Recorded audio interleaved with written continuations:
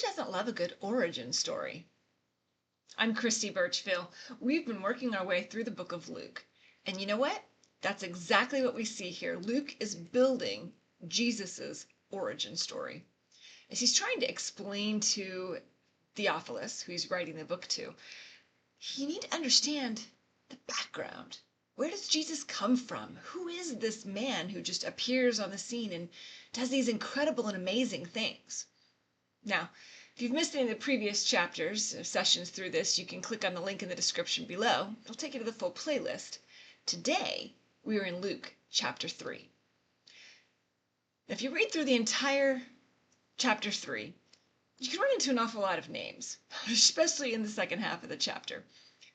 But this story, this chapter, kind of picks up where chapter 2 yesterday left off, and talking about both the humanity of Jesus and the divinity of Jesus. But it adds on there a little bit more about the times. So we see this cultural climate in which Jesus is coming into. See, there's a lot of unrest and dissension. You've got the Jews who are not happy at all about the Romans who are ruling over them. And you've got John the Baptist, this man whose birth we read about in chapter 1. Now he's started preaching. He's built up a following. There's a lot of people who don't like him at all, including the leadership in the country. And through all of this, we see Jesus come out and be baptized by John. God then performs a miracle and announces to the world that Jesus is God's son. And that's really what we see. Our key verse for today, chapter 3, verse 22 of Luke, says, "The Holy Spirit descended on him in bodily form like a dove, and a voice came from heaven, 'You are my Son, whom I love. With you I am well pleased.'" We have God acknowledging his Son, Jesus.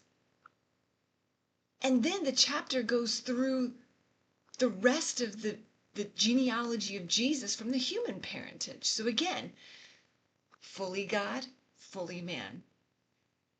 We see all these names. We understand God has been building for this through all of history. Jesus is God's son, and Jesus is the fulfillment of the prophecy that God made to Adam and Eve in chapter 3 of Genesis, back in the garden when they sinned. This is part of Jesus' origin story.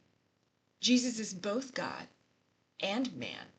He's been claimed by God, and he's coming into a time and a situation with a lot of civil unrest, political upheaval, and a lot of anger and dissension amongst the people that he's there to share with.